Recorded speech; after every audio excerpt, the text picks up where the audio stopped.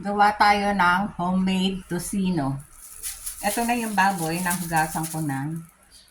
Lagyan natin ng asukal. Medyo marami-rami asukal. Tapos asin. Ito na lang pangkulay natin at swerte.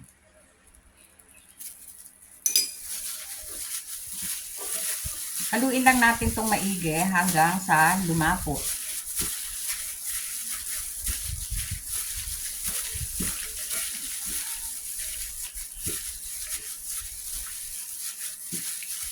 Lagyan pa natin konting asukal.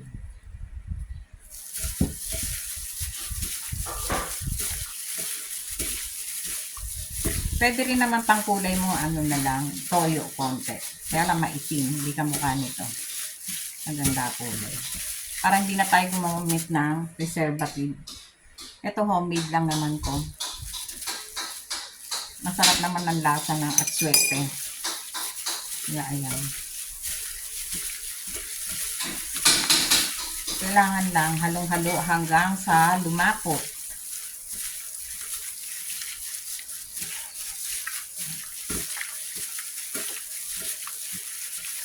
Yan, malapot na. Ayan, pwede mo nang itago yan. Kahit mamayang hapon, pwede mo nang lutuin to.